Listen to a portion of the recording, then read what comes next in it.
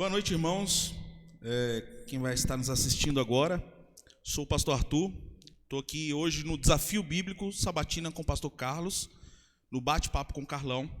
Hoje a gente tem a ilustre presença dos irmãos Bruno, do Arley, do Nilson, da Ingrid, e a gente vai fazer uma sabatina com o pastor Carlos aqui, uma sessão de várias perguntas, e vamos ver se ele vai aceitar e ver até onde ele vai conseguir ir. Vai lá, pastor. Muito boa noite, que a graça e a paz do Senhor esteja sobre a sua vida, sobre o seu lar, sobre tudo que diz respeito a você. Eu aceito, né? É o desafio bíblico, eu aceito o desafio. Eu não sou de correr de desafios, não. Mas eu sempre digo, né? Que eu tenho resposta para todas as perguntas.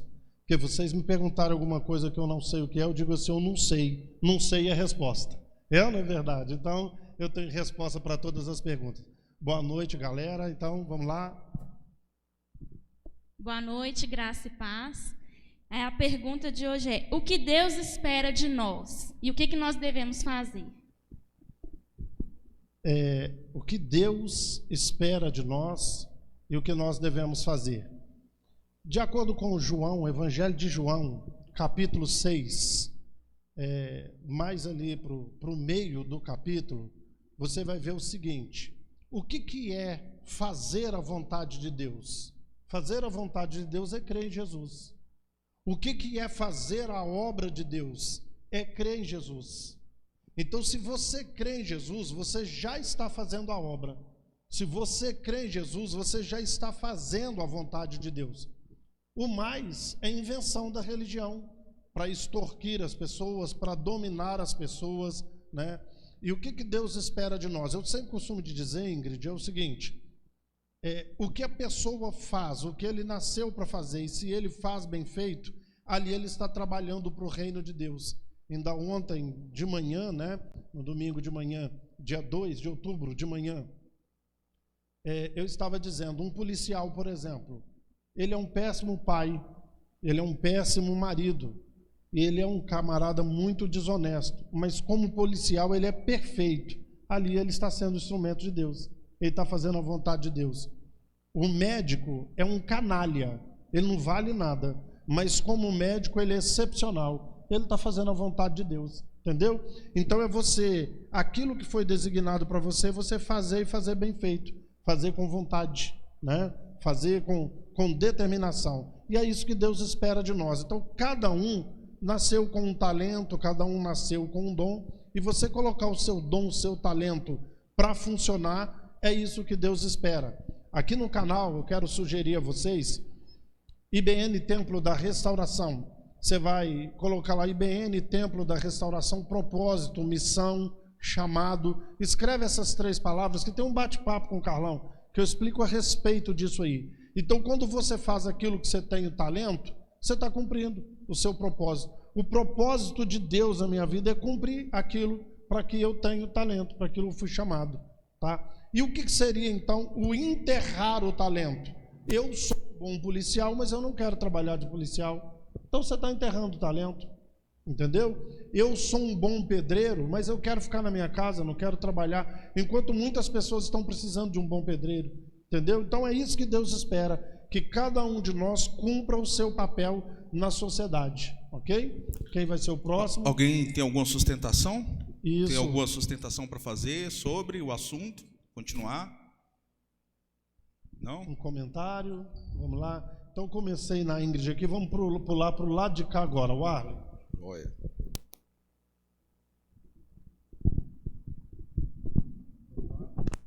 Paz e graça, tudo bom? Eu gostaria de que o senhor falasse um pouco e também respondesse a minha pergunta.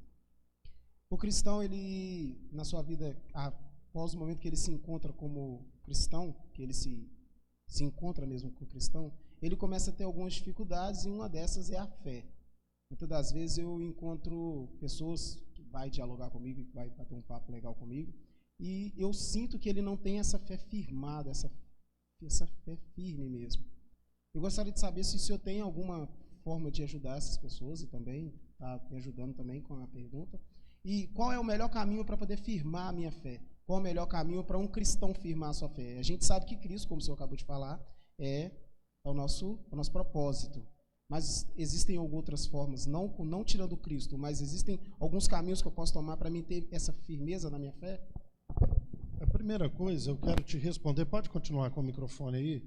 Eu quero te fazer uma pergunta antes de eu te responder. O que você entende como fé? Você está falando que as pessoas precisam ser firmadas na fé, algumas não conseguem se firmar na fé. O que as pessoas precisam fazer para se firmar na fé?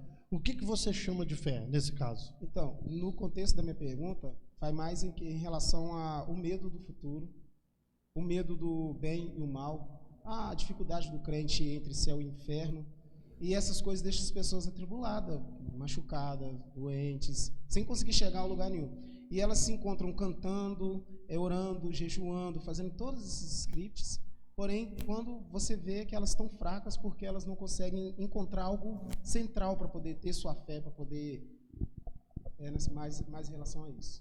Ok, entendi. Então deixa eu dizer para você, por que eu fiz essa pergunta? Então, bancada, ontem à noite eu estava pregando, eu falei sobre isso. As pessoas não entendem o que é fé, ok? A fé do original grego é pistis, e a palavra fé vai aparecer 247 vezes na Bíblia. 247 vezes vai aparecer a palavra fé. Só que dessas 247 vezes, 224, ou seja, mais de 90%, está falando de fidelidade. Então, fé é fidelidade, ok? Tanto eu estava dizendo ontem, se você olhar a Bíblia, versão revista e atualizada, onde está escrito a palavra fé, muitas vezes na revista corrigida vai estar fidelidade. Então, mais de 90% das vezes que a Bíblia fala de fé, ela está falando de fidelidade. Então, por exemplo, pela fé, Abraão deixou a sua terra e sua parentela e foi para um lugar que Deus mostrou. Pela fidelidade. Fidelidade é o quê? A orientação, aos preceitos de Deus. Deus deu essa orientação, sai da sua terra e da sua parentela e vai para um lugar que eu te mostrarei. Ele foi fiel ao que Deus falou com ele. Depois ele falou, sobe no monte e me entrega o seu filho. E ele foi fiel àquilo que Deus falou. Noé, constrói um barco que eu vou mandar as águas do dilúvio. Noé foi fiel àquela palavra e construiu o barco, entendeu? Então 90% das vezes que a palavra fé aparece na Bíblia está falando de fidelidade. Os outros 10% está dividido em doutrina. Fé é doutrina. Pela fé comum que nós temos, pela fé que nos foi dada, você vai encontrar termos como esse. Então fé, 90% das vezes é fidelidade às orientações, aos preceitos de Deus, e aos outros 10%, a maior parte desses 10% está falando de doutrina. E pouquíssimas vezes a Bíblia vai estar falando de fé como o crente entende. O que é a fé? É você trazer à existência o que não existe pelo poder da fé. Isso são poucas vezes. Eu consigo me lembrar de 2 textos que a Bíblia falou de fé, como o crente acha que é a fé hoje. Eu vou me lembrar aqui da mulher do fluxo de sangue. Ali foi fé. Se eu tocar na orla do vestido, eu vou ser curado. Tá? E o cego de Jericó. Então, eu vou clamar, porque o homem está passando aqui. Poxa, o homem está fazendo milagre. Entendeu? E se ele me atender, eu vou ficar curado. Então, você vai ver essas 2 vezes, mais uma vez ou outra na Bíblia. Entendeu? Então, o que é a fé? As pessoas precisam entender isso. A fé é fidelidade. Algumas vezes doutrina e pouquíssimas vezes é o que o cara... Então, a minha fé, pela fé eu vou conseguir a porta do emprego. Pela fé eu vou conseguir a cura e não consegue, é por isso, que não sabe nem o que é fé. Mas dentro do que você está falando, o maior vilão, isso aí, para as pessoas ficarem desse jeito, é porque o evangelho que é pregado hoje, o evangelho que faz sucesso, é o evangelho da prosperidade. Então é assim, eu vim para o evangelho, o que o evangelho pode fazer por mim? É isso que as pessoas buscam. O que o evangelho pode me dar? Eu quero do evangelho o quê? Eu vim porque eu quero cura, eu vim porque eu quero libertação, eu vim porque eu quero que se abra uma porta para mim, eu vim porque eu quero prosperidade, eu vim só para não ir para o inferno, ou eu vim para ir para o céu, eu vim para sentir emoções, sentir a presença de Deus, e está tudo errado. O evangelho não é o que o evangelho pode fazer por mim, mas é o que eu posso fazer pelo reino. O que eu posso fazer pelo Evangelho? E aí se pregam essas mensagens. Jesus cura, Jesus liberta, Jesus dá isso, Jesus dá aquilo, e não prepara as pessoas para a realidade. A melhor coisa, Warley, é as pessoas serem preparadas para a realidade. Presta atenção. O que Jesus fala? Eu vou enviar vocês como ovelha para o meio de lobos. Imagina. O que é uma ovelha no meio de lobos? Paulo vai dizer assim, ó, por amor de ti, somos entregues à morte o dia inteiro, o dia todo, como ovelhas para o matadouro. O que você está esperando? Entendeu como é que é? E aí Jesus fala assim, no mundo tereis aflições. Eu cito muito a questão das 100 ovelhas, porque em Lucas 15, versos 3 e 4, é o contrário do que se fala hoje. Todo mundo conhece o clássico 100 ovelhas, é uma música, é um clássico lá dos anos 60, anos 70. Eram 100 ovelhas juntas no aprisco, e o coro vai dizer, as 99 deixou no aprisco. Só que no texto não está falando isso. O aprisco é o lugar que as ovelhas estão seguras, que elas estão guardadas, que elas estão protegidas. Mas o texto de Lucas, capítulo 15, verso 3 e 4, diz o seguinte: qual de vós é o homem que, tendo 100 ovelhas e perdendo uma delas, não deixa as 99 no deserto e sai em busca da outra até encontrá-la? As ovelhas de Cristo, Cristo ainda continua correndo atrás da 100ª ovelha, mas as ovelhas dele têm que esperar onde? No deserto. Deserto é símbolo de quê? Então não te prepara para ser ovelha no meio de lobo, não te prepara para ser ovelha entregue ao matadouro todos os dias, não te prepara para o deserto, só te prepara para bênçãos. Aí o cara não tem fé. A Bíblia, Warley, só concluindo aqui, o que acontece?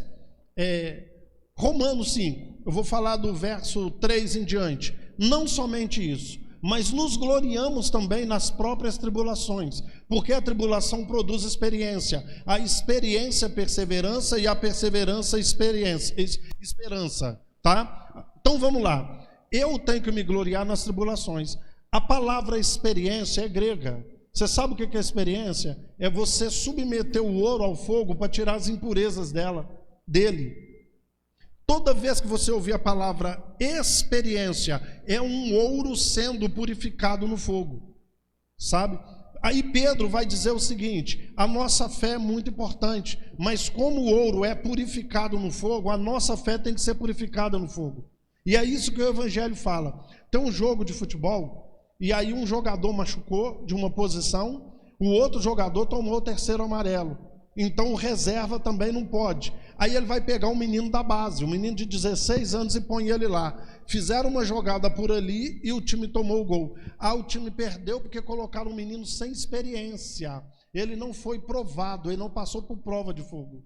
Entendeu? Você tem fé? Ela tem que ser provada no fogo. Entendeu isso aí? E quando você passar por tribulação, a sua fé é provada no fogo. Quando ela for provada no fogo, ela vai produzir perseverança, que é do grego ripomone. E ripomone quer dizer paciência com circunstâncias e com pessoas.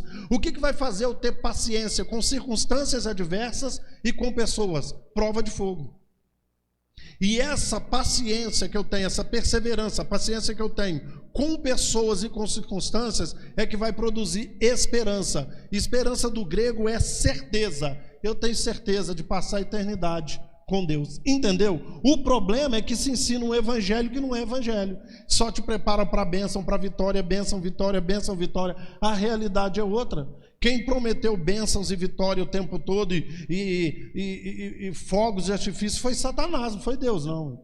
Entendeu isso aí? O que eu tenho que fazer então para não ter minha fé abalada? Aprender o verdadeiro evangelho. Se é de Cristo, é pau na muleira, é chumbo na asa. Se é de Cristo, é tribulação. Se é de Cristo, é passar pela experiência, que é prova de fogo. Se é de Cristo, passar pela experiência para ter perseverança, para não desistir. É ovelha no meio de lobos, é ovelha entregue à morte, ao matador o tempo todo. É no mundo tendo aflições. Isso é o evangelho. Entendeu? Enquanto não se ensinar o evangelho, as pessoas não vão ter isso que você quer. E por último, as pessoas leem e não entendem. O verdadeiro amor lança fora todo medo. Você falou de medos, de ansiedades. O verdadeiro amor De quem é o verdadeiro amor? Quem é que tem o verdadeiro amor? Só Deus, não é isso? O verdadeiro amor, em outras palavras, Deus lança fora todo medo. Se você crê que a sua vida está na mão dele, que ele está dirigindo toda a sua vida, se ele fizer você quebrar o braço, você está de boa.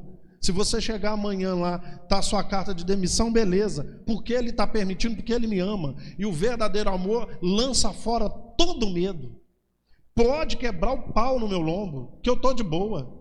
Entendeu? Por que Deus está deixando o pau quebrar no meu lombo? Porque ele me ama. E o verdadeiro amor lança fora todo medo. Ou seja, ou eu confio que ele está dirigindo, deu pau lá, né? Eu vi lá.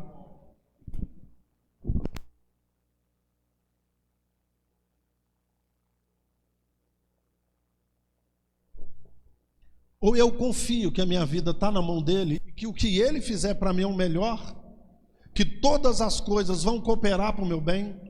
O Romanos 8, 28 não está dizendo que vai acontecer só coisas boas, está dizendo que todas as coisas vão cooperar para o seu bem, ainda que sejam as coisas ruins. A hora que passarem a ensinar o evangelho, acaba o medo das pessoas. Se acontecer coisa ruim, minha vida está na mão dele. Ok? Alguém quer fazer um comentário em cima da pergunta dele? Quer? Graças a paz a todos, Deus abençoe. Pastor Warley, tem uma coisa que enquanto o senhor fala sobre fé, que fé e salvação, eu falo na nossa nação, porque eu vivo aqui, por exemplo, há uns 20 anos, ouvindo pregações e ouvindo ensinamentos da nossa nação. Nós aqui, todos, a Ingrid, eu acho que é a única pessoa que eu não conheço dessa visão, nós temos 5 tipos de salvação, de aprendizado. Que é a salvação da cura, que é a salvação da libertação, a salvação da vida eterna e assim sucessivamente. E a fé, eu sempre que eu vou falar de fé e que nós vamos falar de fé, quando você começa a buscar isso que o senhor falou, da fidelidade, da confiança, até mesmo do sobrenatural, que é o último,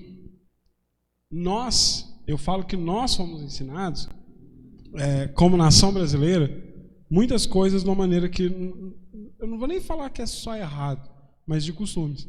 Por quê? Pega o texto e, qual que é a definição de fé? Fé é o firme fundamento das coisas que não se vê, mas se espera. Foi essa visão que nós pegamos, porque é a resposta pronta, e é aquela coisa que você não pensa, que você não debate, que você não conversa sobre aquilo. E sobre fé eu estou falando isso porque até hoje eu me pego em alguns momentos achando... É estranho até de verbalizar algumas coisas. Que eu vou fazer acontecer algo, ou seja, que eu vou trazer à existência alguma coisa que não existe, porque eu naquele momento específico eu estou forçando algo dentro de mim, eu estou tentando uma conexão maior com Deus e que vai acontecer. Às vezes tem coisas que você vê e fala assim, fulano está doente, e aí você começa a orar, só que você acha que você está gerando uma fé grande dentro de você, para que você consiga atingir o objetivo de alguém ser curado por causa da sua fé. Isso pode acontecer, já aconteceu na história? Sim, só que não por causa daquela força que aquela pessoa fez dentro de si. E, infelizmente, hoje, a igreja ela tem ensinado para as pessoas, eu brinco como se fosse uma bateria. Que tem pessoas que estão com 10% de bateria de fé, tem pessoas que estão com 50%, tem uns que estão com 70%, tem aqueles líderes maravilhosos que o pessoal vai lá, quer beijar o pé deles, que quer dar a casa, o carro e tudo, porque ele é o cara da fé. E por esse motivo, nós temos pessoas que poderiam hoje estar aqui comungando conosco e que poderiam hoje estar comungando já do reino, mas porque não aprenderam o que era fé e porque não foi ensinado para eles o princípio de tudo, que é a fé, que fé é um cara que estava na terra dele, ouviu Deus falar com ele e saiu.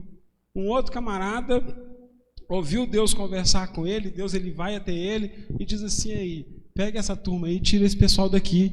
Então é uma fé de relacionamento, é uma fé de que Deus faz as coisas e nós somos o agente passivo e Deus é o agente ativo. E enquanto eu, como cristão, não consigo entender que o agente ativo da fé é Deus e que eu sou um organismo dentro disso, eu nunca vou ter paz. Porque se eu não enxergo que até mesmo ter fé vem de Deus, seja eu confiar, seja eu ter essa fé de mover o sobrenatural, ou seja, essa questão de ser fiel a Deus naquilo que eu vou fazer, não tem relacionamento.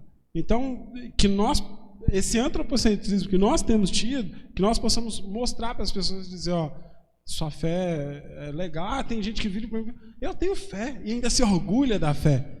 E eu vou pedir a correção. Bruno, acho que fé não é algo que você precisa, que você nem possa se orgulhar dela, porque ela é tão própria de Deus, seja ela em qualquer substância dela, que quando eu tenho isso, quando eu viro e falo assim, eu acreditei que Jesus me salva, eu acreditei que Deus construiu todo mundo e tudo, isso não te dá um superpoder. Isso te faz devedor tanto de grego como de troiano e de bárbaros e cítaros. Eu acho que era só esse comentário mesmo. Eu tenho direito à tréplica? Tenho. Que foi muito bom. Muito bom, muito bom. Aquilo que você falou. Então vamos dentro da definição, porque dentro do que eu falei pode ter ficado dúvida. De acordo com Hebreus 11:6, a fé é a convicção de uma coisa que se espera e prova de algo que se não vê. Vê se não encaixa. Abraão, sai da sua terra e da sua parentela e vá para um lugar que eu te mostrarei. Ele já tinha visto o lugar? Ele tinha convicção de uma coisa que ele esperava e ainda não viu. Aí, para abrir o mar vermelho, Moisés, olha o que Deus fala com ele: Moisés, por que você clama a mim? Diga ao povo que marche. Ele foi fiel. Ele já tinha visto o mar abrindo? Deus mandou marchar. Vai. O mar abriu. Estão entendendo? Então é fidelidade à palavra de Deus. Entendeu? Então é isso. Pela fidelidade à palavra que Deus deu para ele naquele momento, é uma coisa que ele esperava. Olha, Deus está mandar o povo marchar, eu vou mandar o povo marchar. Alguma coisa ele vai fazer. Então, uma coisa que ele não via, mas esperava que Deus fizesse. Marchou, abriu o mar vermelho. A mesma coisa, 40 anos depois, quando eles foram entrar na terra prometida. Então está o Rio Jordão, estava cheio. Manda o sacerdote levar a arca da aliança no ombro. Quando a planta do pé do sacerdote tocar na água, a água vai montoar de um lado. Deus falou, eles foram fiéis à palavra de Deus. A coisa aconteceu. Então não tem nada a ver. A outra coisa... Todo mundo, você entendeu? Na galeria da fé. Agora, outra coisa que você falou é porque, gente, a palavra salvação, do original, o termo original, você vai ter dois termos, que é sozo ou sotero. O mais conhecido é sotero, tanto que a doutrina da salvação é soterologia. O que é sotero? Tem 5 significados: cura, libertação, integridade, livramento e vida eterna. Quando fala de salvação, o crente só lembra de vida eterna, ou ele só sabe isso, ele não sabe das outras. Quer uma prova? Né? A mulher do fluxo de sangue tocou na roupa de Jesus, ele falou: vai, a tua fé te salvou, ela foi curada. O cego de Jericó: o que queres que eu te faça? Eu quero ver. Vai, a tua fé te salvou. O sujeito enxergou. Olha a salvação como cura. Tiago 5, 12 em diante: está alguém entre vós alegre? Cante louvores a Deus. Está alguém triste? Ore. Está alguém doente? Chame os presbíteros da igreja. Eles ungirão com óleo, a oração da fé salvará o doente. Está vendo salvação como cura? Integridade. O Zaqueu publicano, hoje salvação chegou a essa casa, um ladrão ficou íntegro. Olha aí, integridade. Libertação. E a mulher que Jesus expulsou 7 demônios dela? Vai e não peques mais, para que não te suceda coisa pior. Só um minutinho, pastor. Só um minutinho. Vamos lá.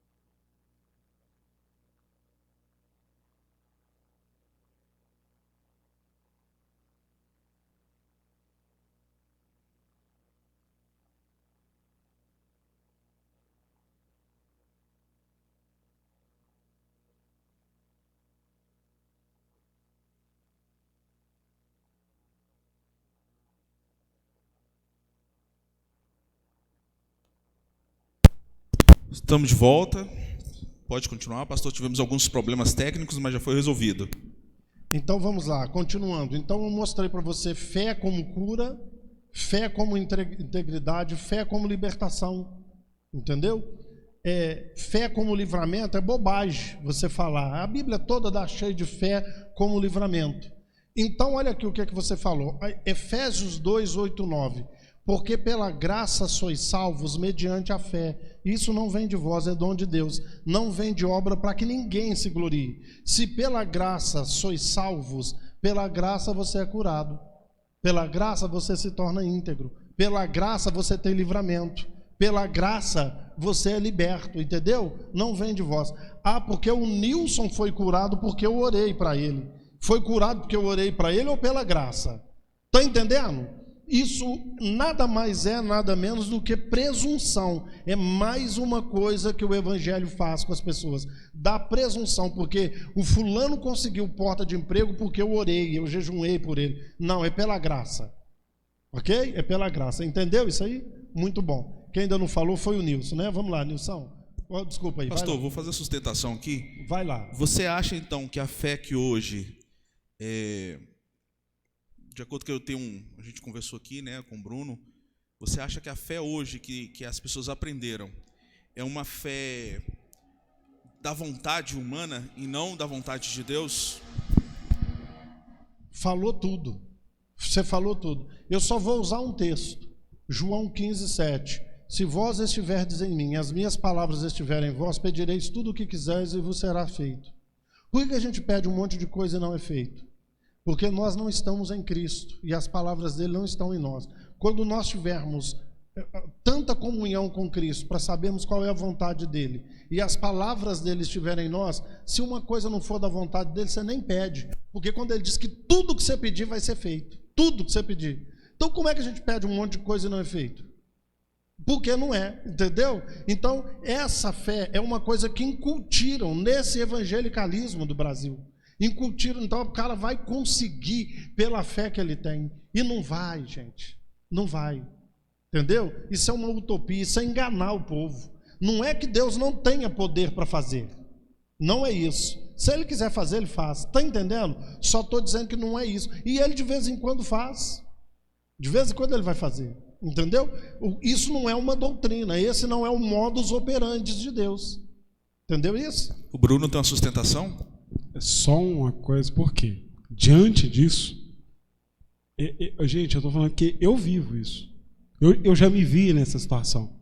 De quando nós colocamos essa evolução do homem, porque nós estamos no processo de santificação. O Senhor ele nos santifica em todo o tempo. Só que quando essa fé, e eu vou falar com você, Arthur, e pastor, Ingrid e todos os demais, a maioria dos lugares que eu vou, que eu sento para poder ouvir alguém ensinar hoje, eu me sinto com alguém virando e falando assim, ó, é você quem vai resolver o problema, a resposta está em você. Só que é um pouquinho pior do que o coach falar isso, porque tem uma dinâmicazinha muito bonita que o pessoal fala, que a gente que é cristão não busca autoajuda, que a gente busca a ajuda do alto. Mas diante dessa questão da fé, o que mais incomoda é que parece que as pessoas elas têm que gerar algo dentro delas, aí elas são ensinadas a falar que é Deus, só que é antropoteológico isso. É algo que a pessoa está sendo seu Deus dentro de si. Então ele vira ali, faz o pensamento positivo, fala que é fé, só que não tem nada a ver com fé. Porque ele não depositou em Deus e não foi gerado ele si mesmo, só que ele usa Deus como seu... Eu falo porque eu confesso isso, porque eu já me vi nessa situação, você virar e falar que é Deus só para você não se sentir bom demais. Isso aí. Então, é só você prestar atenção na palavra graça. Então é o seguinte, o que você está falando é o sacrifício humano. Então, se você fizer um sacrifício, se você acordar de madrugada, se você subir no monte, se você trouxer o dinheiro, você vai conseguir. Então é por mérito seu, não é pela graça. Mas não é pela graça que eu sou salvo, ou seja, não é pela graça que eu sou curado, que eu sou liberto, que eu sou curado, que eu tenho integridade. Então, ou é mérito seu ou é graça, cara. As duas coisas não tem como, mas te ensinam. Isso ao mesmo tempo é igual barata, morde e depois sopra. Depende de você, porque eu prometo. Agora, se você não conseguir, é porque te faltou fé ou você está em pecado. Ou porque você não pagou o preço. Seja ele acordando de madrugada, jejuando ou trazendo dinheiro. Se você pagar o preço, você vai conseguir. Ou você não pagou o preço, ou você está em pecado, ou você não teve fé. Entendeu? Um relato até pessoal aqui, né? Quando eu fui um tempo da Quadrangular e de outras igrejas, a gente tinha que levantar, nem aguentando orar, para orar de madrugada. Falar assim, não, mas é porque eu tenho que orar para Deus para conseguir, para que Deus abra a porta do emprego, né? A gente se sentia meio que obrigado a orar de madrugada, porque era o telefone vazio com Deus. Era essa... A fila é menor. A fila é menor. Então, se você conseguiu um emprego porque você acordou de madrugada, não é fé, foi mérito seu. Está entendendo, Arley? Isso aí? Enquanto não ensinar o evangelho, o povo vai ficar escravizado. Nilson? Pro Arley? Vai lá, Nilson. Pode fazer a sua pergunta, Nilson. Eu quero perguntar ao pastor e quero que ele fale acerca dessa passagem. Buscai primeiro o reino de Deus e toda a sua justiça, e as demais coisas vos serão acrescentadas. Muito bom. Mateus 6,33. Buscar em primeiro lugar o seu reino e a sua justiça, essas coisas vos serão acrescentadas. Primeira coisa, a gente não pode analisar um texto fora do contexto. Você tem que ir lá no começo. Aonde que esse texto começa? No capítulo 6, verso 25. Que Jesus está dando uma ordem, o verbo está no imperativo. Não andeis ansiosos de coisa alguma. Agora falando como psicanalista, o que é ansiedade? Preocupação. O que é preocupação? Ansiedade. As duas palavras são sinônimos. Ansiedade é preocupação, preocupação é ansiedade. Tá? Então uma coisa nem aconteceu e eu estou pré-ocupando a minha mente com aquilo antes de acontecer. Olha, ele está dando uma ordem. Não é uma escolha sua. Não andeis ansiosos de coisa alguma. A prova que a ansiedade é preocupação com o futuro, né? Que olha o tempo do verbo. Não andeis ansiosos de coisa alguma, dizendo que comeremos, que beberemos, com que nos vestiremos. Está vendo o tempo do verbo? Aí ele diz, não é a vida mais do que alimento? Olha as aves do céu, os lírios do campo, não trabalham, não tecem, nem fiam. Deus cuida deles, não vai cuidar de vocês, homem, que vale muito mais do que qualquer planta que hoje existe, amanhã lançada no fogo? Qual de vós, por mais ansioso que esteja, pode acrescentar um côvado no curso da sua vida? Por causa da sua preocupação, você pode mudar alguma coisa?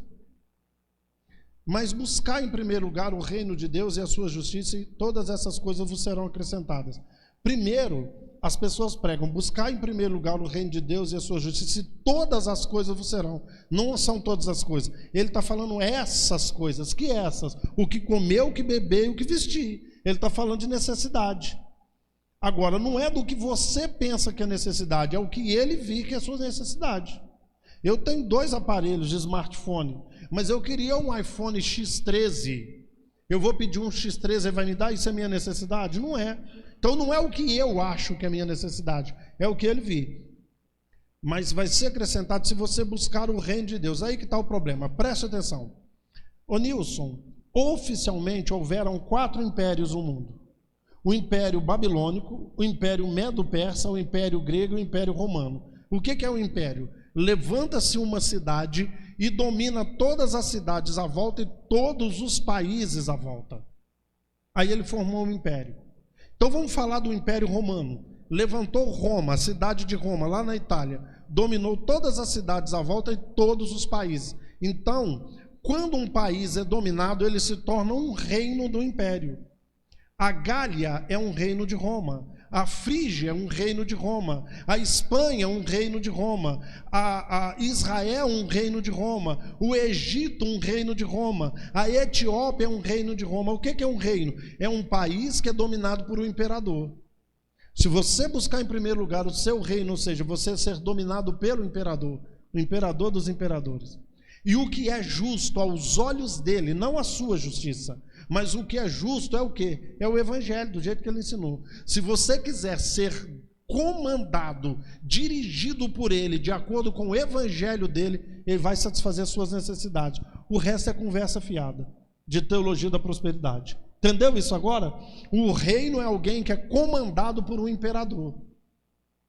Aí onde está errado Apocalipse 1:8, né, que você foi feito rei e sacerdote. Você não foi feito rei e sacerdote, você foi feito reino. Reino e sacerdote, alguém que é dominado por um rei, por um outro rei. E sacerdote também é para servir. Então reino eu sirvo, e como sacerdote eu sirvo. Não, mas eu sou rei e sacerdote. Olha, pastor, pode falar. Só para um comentário. Como que ficou mais bonito quando ele falou, e que você compreende que Deus está querendo falar? Ou seja, você se tornou o reino, você deve reinar sobre a sua família de forma que Deus quer que você reine, de acordo com os princípios de Deus, no seu reino, no teu âmbito onde você está. Que a vontade de Deus seja soberana sobre isso. Isso ficou muito mais bonito, né? E aí, antes de você falar, a oração do Pai Nosso: venha a nós o vosso reino, seja feita a tua vontade, assim na terra como no céu. O que ele está falando? Senhor, domine sobre nós, governe a nossa vida, que a vontade do Senhor seja soberana na minha vida aqui na terra, do mesmo jeito que a vontade do Senhor é soberana no céu. É isso que está dizendo a oração do Pai. Como a vontade do Senhor é soberana no céu, faça ela ser soberana na minha vida. Ou seja, se o Senhor mandar a água escorrer para cima, que bênção, que maravilha. Entendeu? Isso é buscar o reino e a justiça. Aí o que for sua necessidade, que ele vi que é sua necessidade, ele vai acrescentar. Você ia dizer algo, né? Eu sei querer ser comediante demais, mas é porque o que acontece? Eu tenho um grupo que brinca não, né? Comenta sobre a questão da reescrição da Bíblia, e o povo às vezes fica bravo.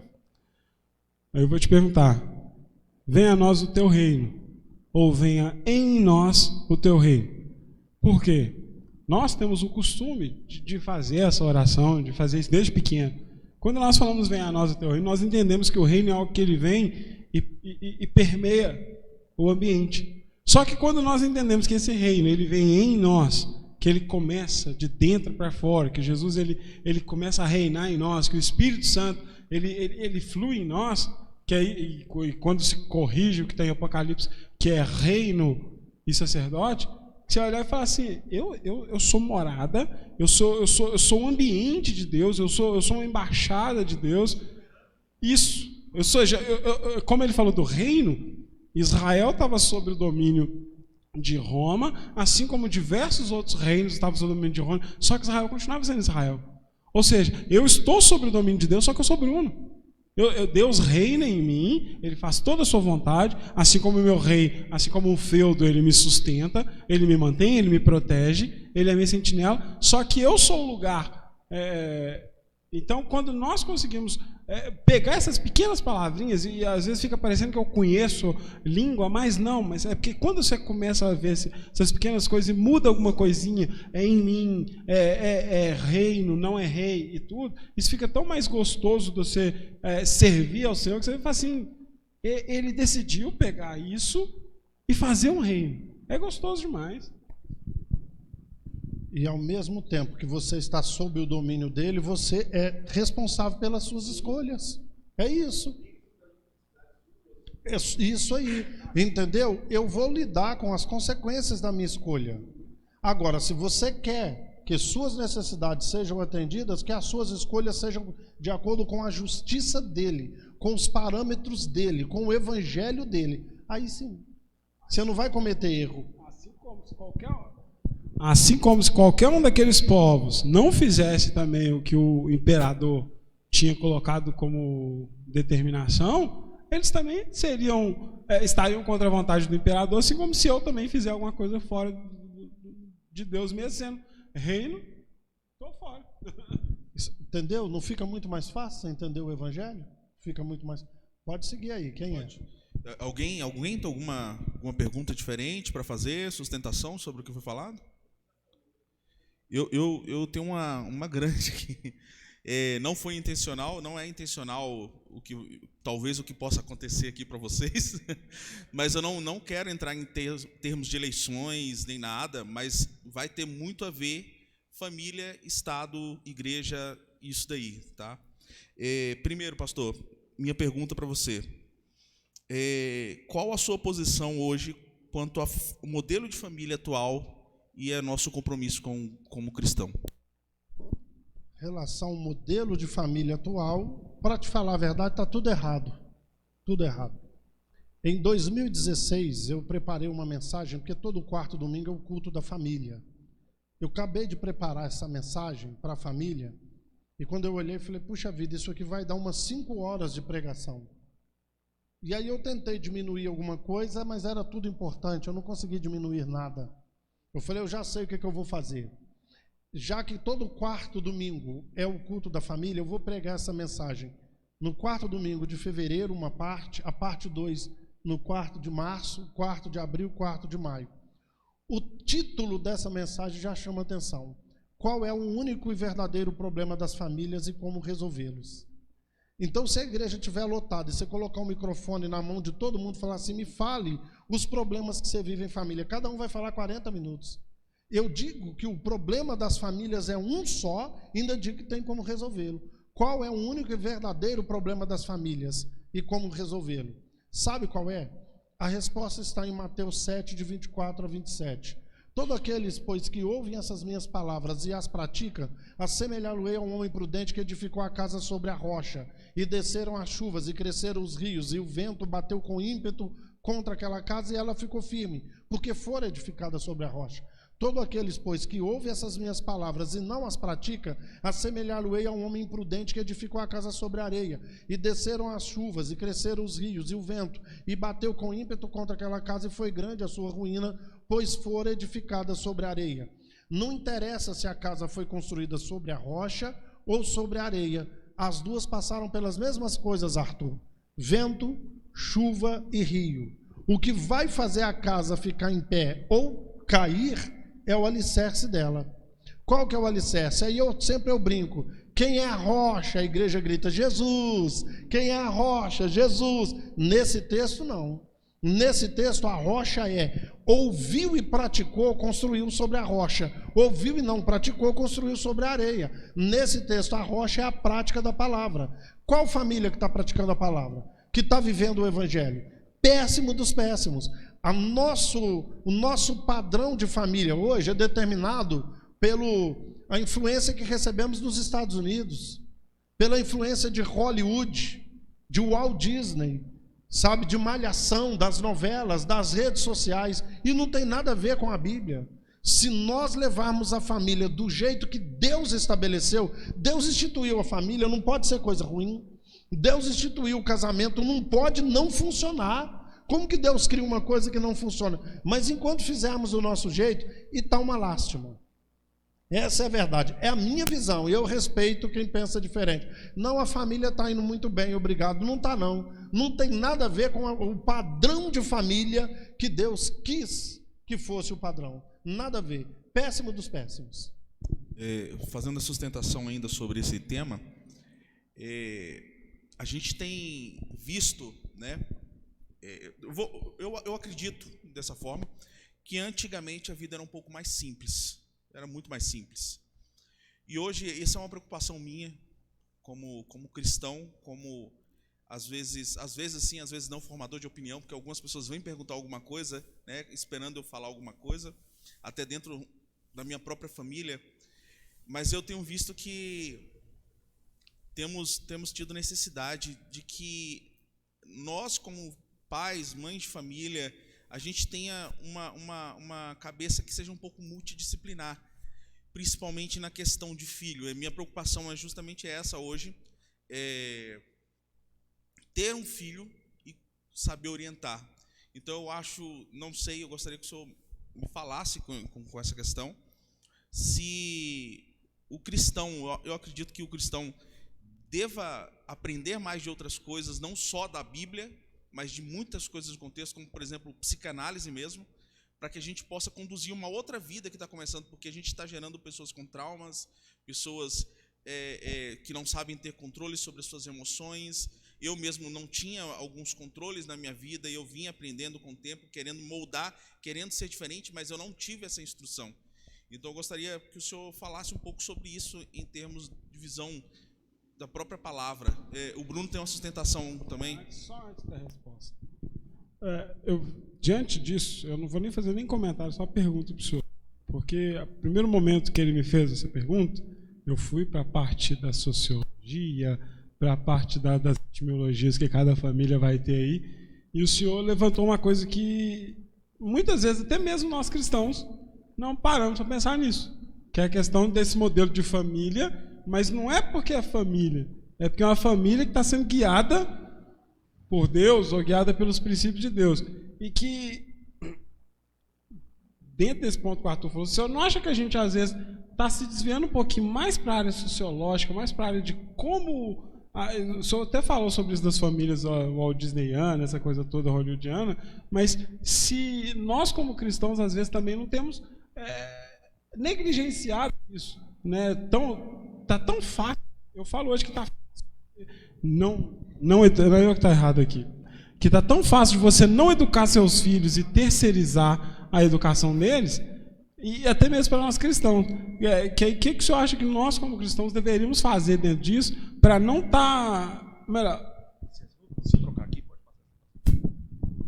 para não estarmos fazendo essa terceirização e conseguir fazer isso, como diz lá, até mesmo, né, ensina teu filho no caminho que ele deve andar, aquela coisa toda, e que nós tomarmos as rédeas dessa educação de novo, se isso é importante para nós também. Sim, então a primeira pergunta... Pastor, só complementar o que falou, porque hoje em dia está até um pouco mais difícil, porque a vida tem ficado cada vez mais corrida e, pelo que eu tenho visto, a gente tem que estar mais tempo com nossos filhos para a gente construir um cidadão decente, né? A última pergunta que você fez, assim, se a gente precisa de uma ajuda extra, como, por exemplo, a da psicanálise, você falou, né? Eu vou te dar a resposta daquele TikToker, eu nem sei o nome dele. Quem não tem as manhas não entra, não, sem a ajuda de um profissional, né? Sem um profissional para ajudar. Se não tem as manhas, não entra, não. O que acontece, Arthur? As pessoas não esquecem de uma coisa. Lucas 18, 27 está escrito assim: o que é impossível aos homens é possível para Deus. Qual é a melhor maneira de fazer a exegese desse texto? A interpretação correta. Deus só entra onde não há mais possibilidade humana. Enquanto tiver possibilidade humana, Deus não entra. Entendeu? E aí, Arthur, já sabendo disso, já sendo onisciente, são tantas técnicas que Deus permitiu que Freud, o pai da psicologia, o pai do Freud é da psicanálise, né? E tantas outras técnicas aí. Por exemplo, eu vou te dar um negócio aqui. O TDAH, a gente estava brincando quando estávamos em off aqui, né? Estávamos em off, o TDAH. Transtorno de déficit de atenção e hiperatividade. Você sabia que isso é cientificamente provado? Grande parte da população mundial tem o TDAH, mas isso é muito mais forte em todas as pessoas que nasceram do ano 2000 para cá. E quanto mais novo, mais TDAH. Então Deus vai descer aqui na Terra, vai dar uma de psicólogo, de psicanalista, se você não utilizar as técnicas que foi ele que permitiu. Eu sempre digo isso, por mais que Freud batia na tecla, falando que ele era ateu, ele não sabe o quanto ele foi instrumento de Deus. Só na cabeça dele que ele era ateu. Só na cabeça dele. E ainda falando dentro da psicanálise, Arthur, por que está desse jeito? A culpa é nossa, os pais.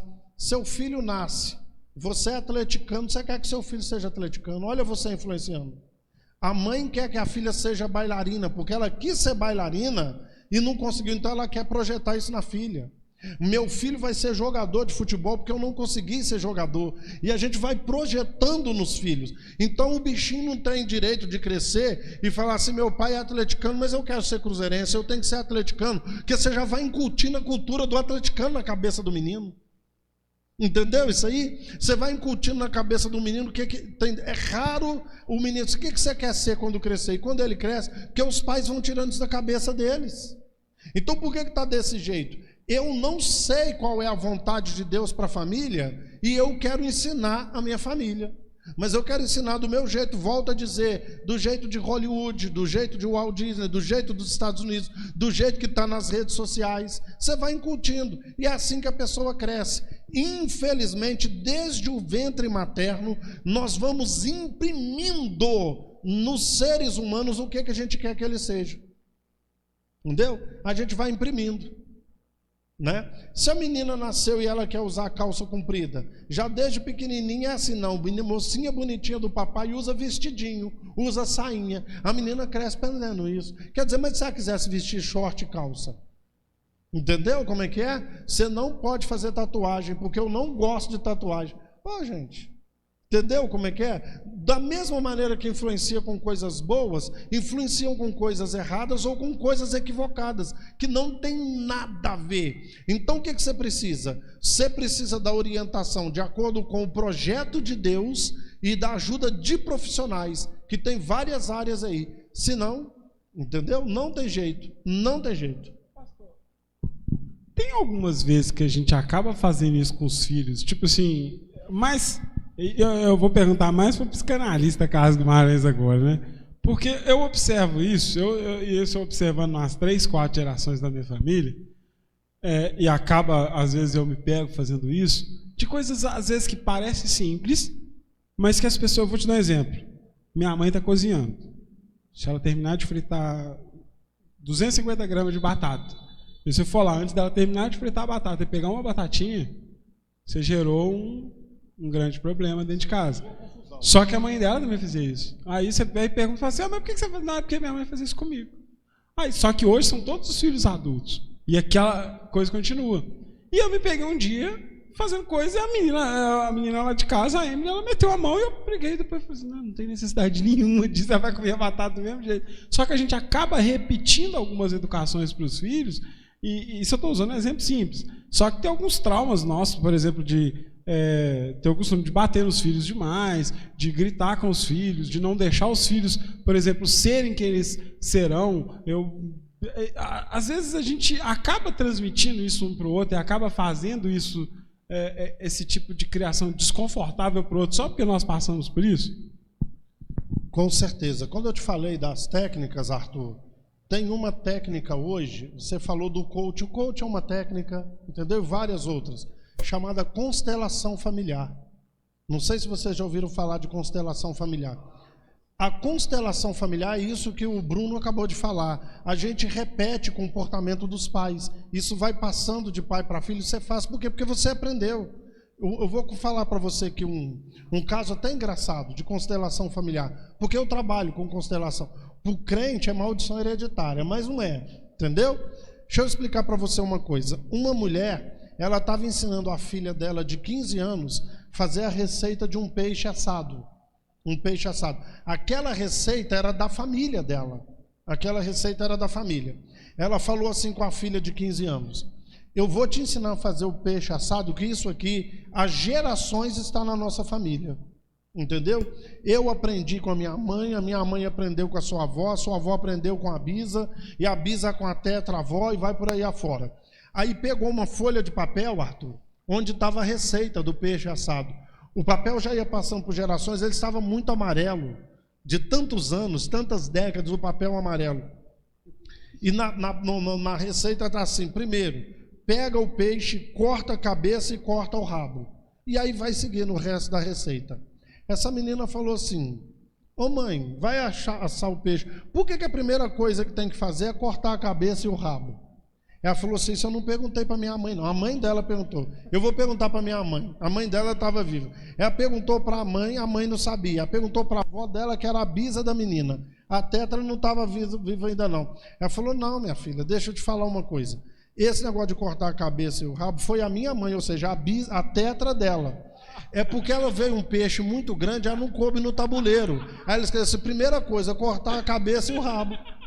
Não era porque era parte. Aí foi passando. É engraçado, mas é isso. Tem tanta coisa que a gente copia. Você quer ver uma coisa? Todo mundo acha um absurdo. Se você for na minha casa com a sua esposa e você bateu lá, eu estou tomando banho. A minha esposa fala assim: o Bruno está aqui com a esposa dele. Eu vou sair do banheiro enrolado da toalha. Vou cumprimentar você e a sua esposa. Depois eu vou lá vestir a roupa. A minha família faz isso. Meu pai faz isso. Minha mãe faz isso. Meus avós faziam isso. Entendeu? Então a gente vai incutindo a cultura nos filhos, e nem sempre são culturas certas, Arthur. Exatamente. Aí, Arthur, o que eu tenho que aprender? De acordo com o Evangelho, e lançar a mão das técnicas e das ciências que se tem hoje. Fala com o pai que o filho dele tem TDAH, que ele tem que usar aquela técnica, ele não quer usar. Não aceita. E o legal de tudo é que tem muita gente usando as técnicas e sabendo que estão usando para poder não ajudar ninguém. E o pior de tudo é que nós temos hoje isso cientificamente, alguns grupos que se aproveitam dessas brechas familiares para fazer o que querem. Alguém dentro do assunto? Continuar sustentando aqui, pastor. Visto isso, pastor, por esse lado, eu vou continuar a pergunta no seguinte: você acha, e essa é uma opinião que eu tenho, que a gente sabe que, né, que o judeu, quando é mais novo ali, né, eles são ensinados pelo rabino, pela mãe, pelo pai, e a gente não vê isso na nossa cultura, a gente não tem isso na nossa cultura, né? E a nossa cultura hoje é até um pouco diferente, que hoje eu já penso um pouco mais diferente disso, mas é que o pastor não manda na minha casa. Essa é a cultura atual no Brasil.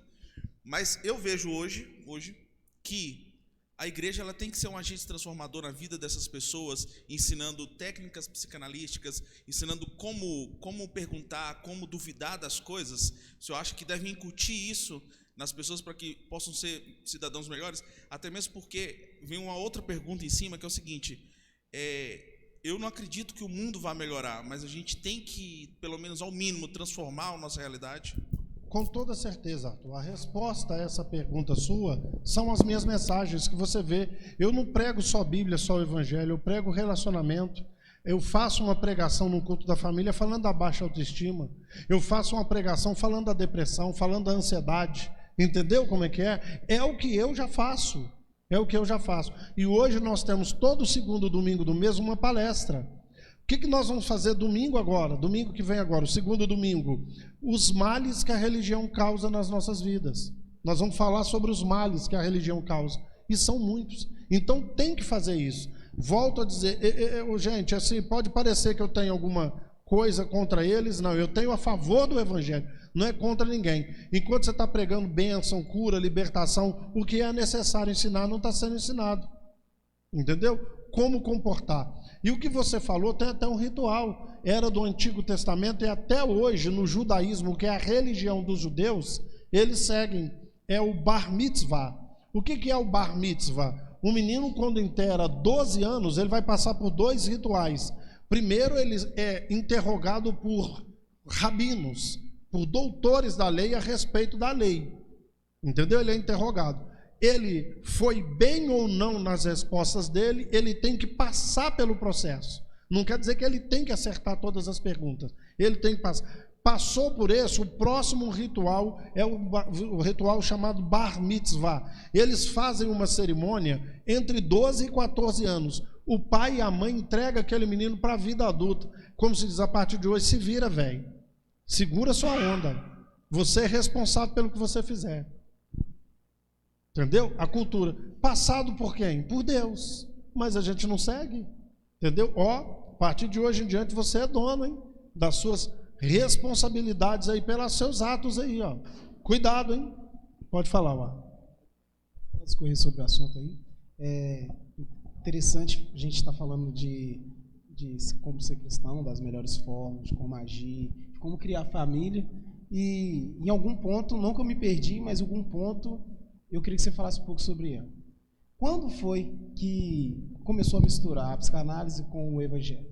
E para poder ensinar, para poder educar, eu faço isso lá em casa. Eu sei que eu tenho ocorrências familiares de coisas que vêm acontecendo comigo e eu tento quebrar algumas coisas e ensinar. Já aconteceu também da minha mãe já bater na minha mão para eu não mexer no que ela estava cozinhando. E hoje eu tento fazer diferente dentro ali do que é certo.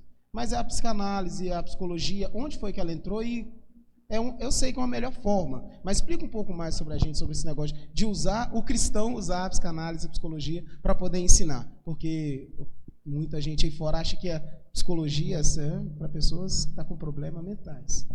É muito simples essa resposta. Pastor, pode inclusive, baseando nisso também, a própria filosofia, as pessoas acham que afastam de Deus, né? E na verdade é simplesmente aprender a questionar de uma forma que possa construir, né, um pensamento crítico, formar opinião. Pensamentos, né? A resposta é muito simples. A psicanálise e a psicologia são ciências. é uma ciência, a psicologia é uma ciência, a psicanálise é uma ciência.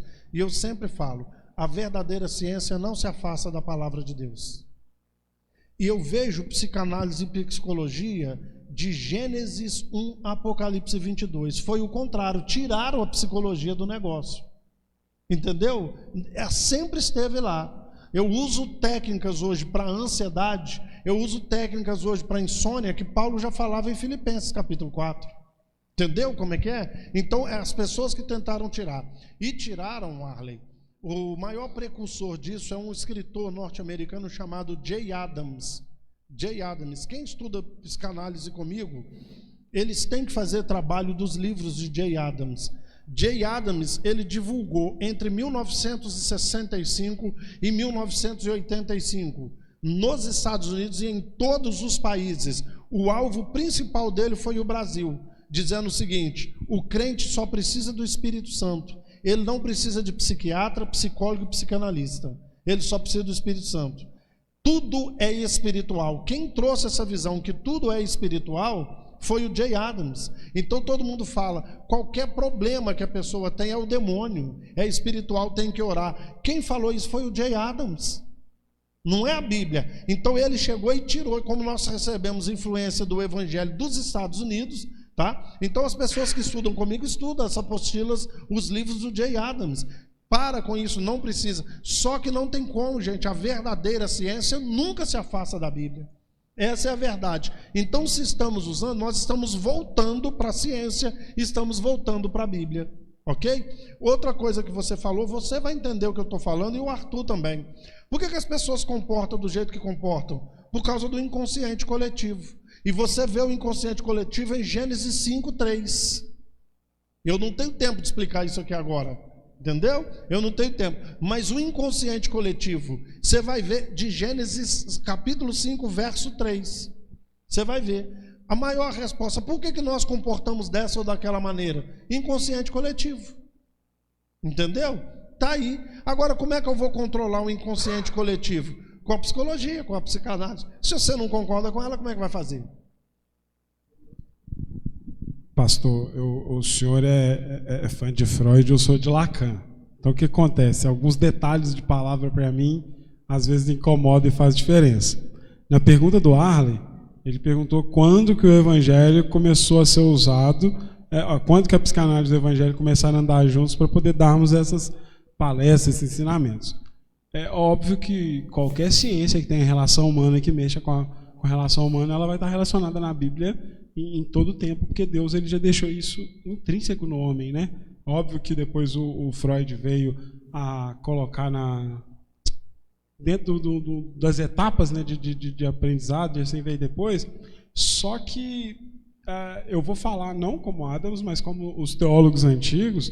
A teologia, ela sempre vai estar se valendo da filosofia, ela sempre vai estar se valendo dessas coisas, mas muitas vezes o teólogo, ele conscientemente, ele não sabe que ele está se valendo disso, mas por ele estar estudando e querendo algo que é a verdade do Evangelho, quando ele se propõe a pregar a verdade do Evangelho, a verdade conhecida do Evangelho, ele acaba sendo um psicólogo, ele acaba sendo um psicanalista, ele acaba sendo um controlador social, ele acaba sendo alguém que faz diversos trabalhos ali mediante, eu não estou falando nem de ação sobrenatural e espiritual não, mas de ação daquela ciência, que a teologia também é uma ciência. Dentro dessa ciência da teologia, a pessoa passa por tudo isso.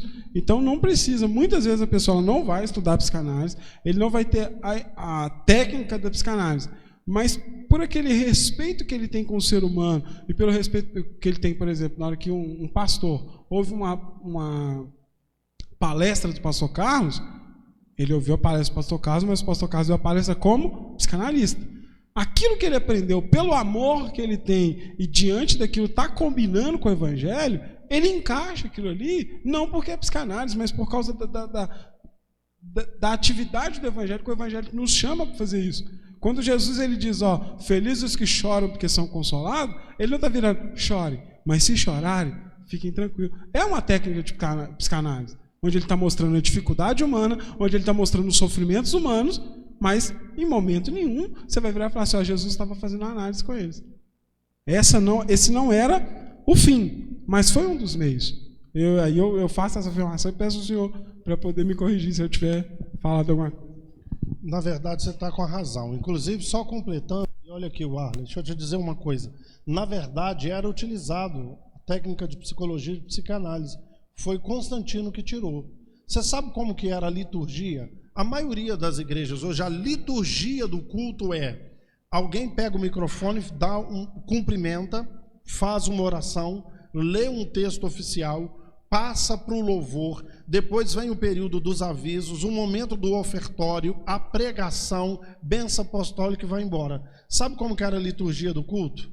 As pessoas sentavam e começavam. Vamos começar de mim, que eu sou o líder aqui, a igreja funcionava nas casas, eu sou o pastor. Essa semana eu cometi esse erro, cometi esse pecado. Aí ele falava, ela falava, ele falava. Você estava confessando. Todo mundo confessou? Confessou. Alguém tem alguma revelação dentro da palavra?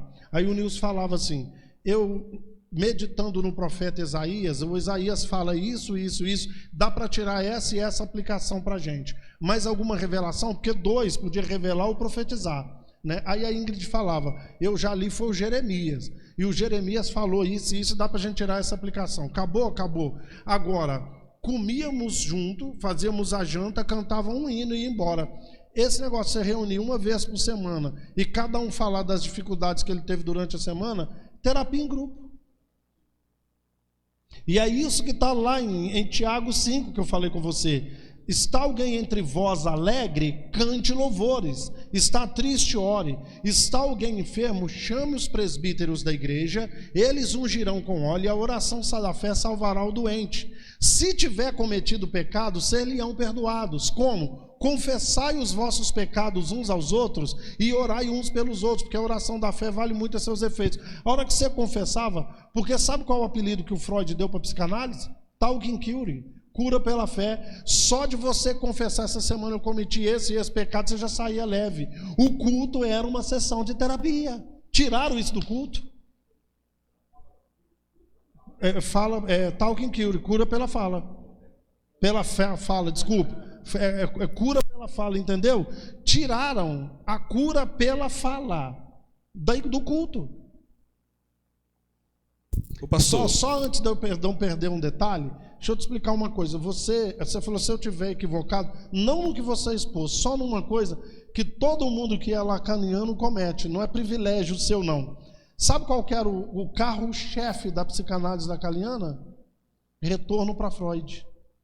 Quem é lacaniano é freudiano. Quem é lacaniano é freudiano. Só muda a linguagem, entendeu? Em vez de falar 6, ele fala meia dúzia, mas é o mesmo. É porque o Freud, ele está preocupado não, né? A visão dele é entender o que a pessoa está querendo falar, mesmo que ela não tenha falado aquilo. E Lacan, ele já é um pouquinho mais tipo assim, não, termina de falar, fala o que é o foco mesmo, tem que ser aquela coisa bem do verbete mesmo, é só essa questão que eu falei mesmo. É isso aí. Antes, não sei que você vai, que eu não sei se quem falou menos até agora, Nilson e Ingrid, tem alguma coisa aí, Ingrid? Vamos lá, Nilson, estou preocupado com vocês. A Ingrid primeiro. Ela disse que não tem, quer falar? Vamos lá. Isso. Gostaria que o pastor falasse para a gente sobre o Espírito Santo. Quando saber que é emoção? Quando saber que é emoção. Antes de falar, isso foi até bom. Você quer ver que 99,9% das igrejas usam uma técnica hoje, sabe qual? Hipnose. Manifestação de demônio e manifestação do Espírito Santo, pura técnica de hipnose dentro das igrejas. E o que você falou, os pastores nem sabem que estão usando técnica de hipnose. Ô Ingrid, tem muitas maneiras. Essa resposta sua precisaria de um programa só para ela. Mas, em primeiro lugar, o Espírito Santo não traz confusão. Se traz qualquer confusão, nós falamos que não íamos falar de política, não ia entrar lá. Quantos crentes oraram para o Lula ser eleito? E quantos oraram para o Bolsonaro? Aí o Espírito Santo escuta qual? Oração. Qual oração? Entendeu? Qual oração que ele vai escutar? Então, eu vou dar um outro exemplo para você. Ontem, todo domingo de manhã, é a pregação da escola dominical. A gente escolhe um livro e segue a sequência dele. Ontem nós começamos Apocalipse. Eu dei o Apocalipse 1 ontem. Quem tá fresquinho, entra lá no canal Apocalipse 1, a visão do Cristo glorificado. Falei do capítulo inteiro, capítulo 1 inteiro. Maravilhoso, não perde não. Mas sabe de uma coisa? Apocalipse 1:8, Jesus vai dizer assim: eu sou o alfa e o ômega, o princípio e o fim, o primeiro e o último, e eu tenho nas mãos a chave da morte e a chave do inferno. Ele falou: se eu tenho na mão, eu desafio, me mostra aonde que está escrito que Jesus tomou a chave da morte e do inferno do diabo. Ele tomou da mão do diabo. Vitória da cruz, entendeu? Aí a pessoa faz uma música dessa porque Jesus não foi ao inferno. Isso é um ensinamento errado. Ele foi ao inferno, ainda tomou da mão do diabo a chave da morte e do inferno. Aí você me faz uma música dessa e fala que foi o Espírito Santo que te inspirou. Biblicamente ela está errada, entendeu? Então a melhor maneira é você conhecer a Bíblia. A melhor maneira, quanto mais você conhecer a Bíblia, mais você sabe o que é do Espírito Santo e o que não é. Você quer ver outro que eu falo com você? Gente, Jesus, lá em Apocalipse também, assim, com o seu sangue, ele pagou pelos nossos pecados. O verbo está no passado, ele pagou. Tem crente que acha que ele tem que fazer alguma coisa com os pecados dele para ele não perder a salvação, ou para ele ser, já está pago. Entendeu? Aí você me canta assim: preciso de ti, preciso do teu perdão. Mas já te dei, ué. Eu fiz a 2, você quer que eu morra de novo? Aí me fala, foi o Espírito Santo que me deu essa letra de música. Colossenses 3 e Efésios 4 fala o que é uma pessoa cheia do Espírito Santo. Sabe o que é uma pessoa cheia do Espírito? Cheio de Bíblia. Quanto mais cheio de Bíblia, mais cheio do Espírito Santo. É estudar o Evangelho, a Bíblia, que você vai saber o que é do Espírito Santo e o que não é. Entendeu? Mas o problema é que não está... Eu não estou dizendo que o Espírito Santo não traz emoção, mas 99,9% não é do Espírito Santo, entendeu? Quanto mais cheio de Bíblia, mais cheio do Espírito Santo, entendeu? Eu estou com um rapaz de 17 anos, a mãe está desesperada. O cara foi numa igreja dessa toda segunda-feira aqui perto, no Barreiro. O cara faz revelação. E o cara profetizou que o menino ia ser jogador de futebol internacional. E o menino fez os testes e não passou. E é bom de bola. Não passou. O menino está querendo suicidar. E falou com a mãe dele assim: eu vou virar bandido. O que eu faço? A vontade de falar assim: vai lá e fala com o pastor que revelou para ele. Ela pegou dinheiro no banco emprestado, fez o menino sair daqui, fazer teste lá em São Paulo. O menino fez o teste e não passou. Eu estou tentando arrumar com um político uma vaga para ele no América de Teoflotone. Entendeu? Para o menino jogar a bola. Não, eu agora não quero saber de Deus, não. Você é bandido. Aonde que está escrito que o Espírito Santo promete os outros ser jogador de futebol, rapaz? Entendeu o que eu estou te falando? É complicado. Então, Ingrid, é melhor quanto mais você conhecer. Quer ver? Vou te dar outro exemplo aqui. Podem falar em línguas 2 ou no máximo 3. Se houver intérprete. Se não houver intérprete, fica calado ou fale consigo mesmo. Você fala baixinho. Aí chega uma igreja lotada, todo mundo falando em língua. Aquilo é do Espírito Santo? Ele está indo contra a palavra dele? Entendeu? É conhecer a Bíblia. Entendeu? Outra coisa, vem uma profecia. A profecia é para edificar, confortar e exortar. Edificar é construir edifício. Confortar, a palavra já está dizendo, é confortar. E exortar significa animar. Ô Ingrid, o Deus, o Espírito do Senhor que não mente me mostra, tem uma pombagira querendo acabar com o seu casamento. Fizeram obra de macumbaria para o seu pai morrer. Edificou? Confortou? Exortou? Vai às favas com a sua profecia para não falar outra coisa. Que a vontade que eu tenho de falar outra coisa. Você ia falar? É só uma pergunta, que o senhor falou da música do Preciso de Ti, dentro da questão do perdão. Nós somos aconselhados a buscar arrependimento contínuo, mesmo já tendo sido perdoados. Aí essa pergunta que eu fiquei, porque eu não sou uma valadete não, mas de vez em quando eu gosto dos trenzinhos do Diante do Trono. A vitória na cruz a gente já conhece há muito tempo. Mas nessa questão, porque é um costume, eu falo que é um costume nosso, como falo brasileiro, a maioria das histórias, a primeira coisa que você pergunta, você conversa com Deus, é sobre o pecado. Eu, por exemplo, eu já tenho o costume de primeira ideia que eu troco com Deus sobre pecado. Eu falo isso porque muitas vezes, é óbvio que você quer viver na comunhão e tudo, mas você chega assim, ó, já sei que eu estou sendo sincero, como se eu estivesse lá na salinha. Já sei que eu estou tudo errado, vou pelo menos falar com Deus que eu sei que eu estou errado, para a gente poder continuar a conversa. Isso, psicologicamente, eu acho que já chega assim. E dentro disso, eu acho que a gente precisa de ter essa relação de convicção de ser pecador, não de ficar pedindo perdão o tempo todo, porque já está perdoado, mas dessa convicção de relação com o pecado. Muitas vezes não é isso que, mesmo de forma ignorante, quem faz dessa forma, pedindo esse perdão contínuo, pode também estar querendo se relacionar dessa forma, assim, ó, sei que eu estou errado aí, mas eu sei que o Senhor já me perdoou, mas eu quero continuar o relacionamento contigo e não quero fazer isso mais, alguma coisa assim. Olha, a Bíblia diz que Deus não leva em conta o tempo de ignorância. Enquanto o cara não sabe, ele vai fazer aquilo, e às vezes Deus pode até ouvir aquilo ali, porque Deus não leva em conta o tempo de ignorância. Oi? Deixa eu te falar uma coisa. O cara orar e pedir perdão a Deus pelos pecados dele faz bem única e exclusivamente para ele, que Deus não precisa disso. Eu falo de uma certa maneira. Olha, gente, como é que o evangelho deturpou, o cristianismo deturpou o evangelho? O Arley, por que você peca? Por que eu peco? A culpa não é de Adão e Eva? Por que tem estuprador, assassino, ladrão, corrupção, tem coisa errada aí? Por quê? A culpa é de Adão e Eva, não é? Você teve que fazer alguma coisa para o pecado de Adão e Eva te atingir? Não. Quando você nasceu, você já nasceu debaixo da lei do pecado de Adão e Eva. Você já nasceu debaixo do pecado.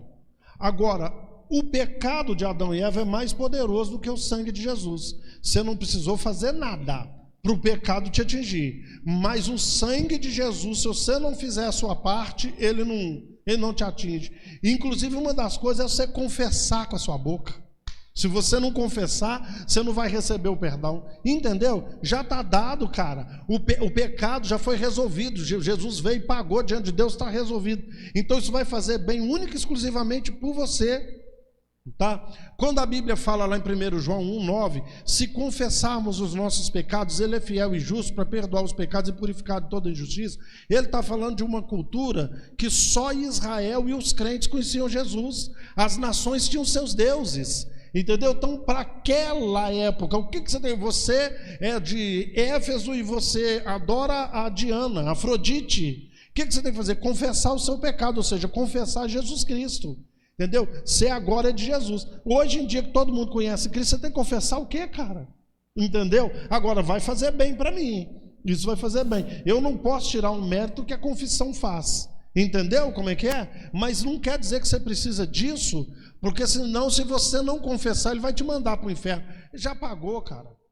Ele já pagou, o pecado está pago. Enfia isso na cabeça e pronto, entendeu? Quer falar? Bom, isso aí também pode até gerar como pergunta, mas quem tem mais eficácia, a inveja ou Deus? Pois é, mas por que você pergunta isso?